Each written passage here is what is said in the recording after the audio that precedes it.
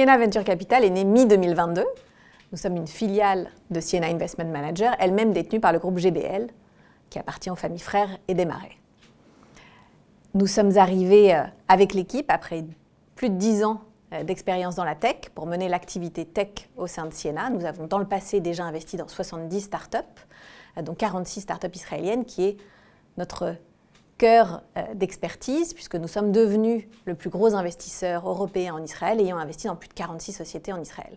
Et d'ailleurs, dans cette démarche, notre première initiative au sein de Sienna Investment Manager est de lancer un fonds qui investira dans la tech israélienne et qui va se nommer Sienna Startup Nation.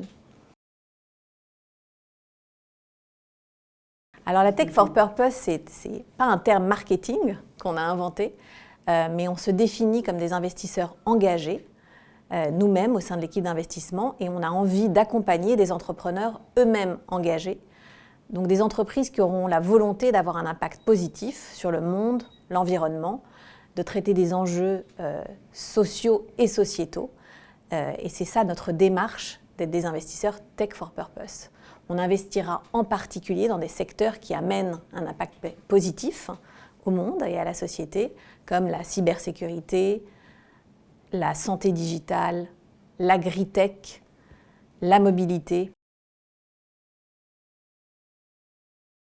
Nous recherchons des sociétés qui ont déjà un marché et nous allons les aider à accélérer, et notamment sur le marché européen. C'est cela la mission de Sienna Startup Nation. Donc des sociétés qui feront entre 3 et 10 millions de revenus, qui auront un profil d'hypercroissance, donc qui feront plus de 100% de croissance année après année, et surtout qui ont cette possibilité très rapide de devenir rentable.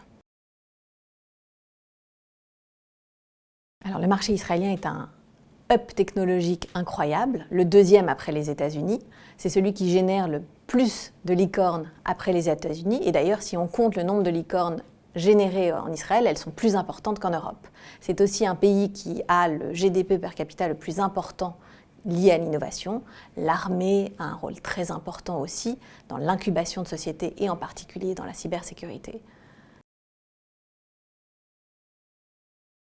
Donc nous avons déjà réalisé 3 investissements. Le premier est une food tech qui s'appelle Doumatok et qui vient traiter des sujets du sucre et en particulier la réduction du sucre. La deuxième, c'est une insurtech basée à Palo Alto avec des fondateurs israéliens et qui vient disrupter avec de l'intelligence artificielle le marché des travailleurs horaires et en particulier les accidents du travail. Et la dernière, c'est une agritech qui vient traiter des enjeux très importants que sont l'eau et qui viennent conseiller avec de l'intelligence artificielle à mieux irriguer, moins irriguer et donc avoir des meilleurs rendements. Et puis nous regardons 2 très belles sociétés, une première dans la mobilité et une deuxième dans la cybersécurité et en particulier celle du cloud.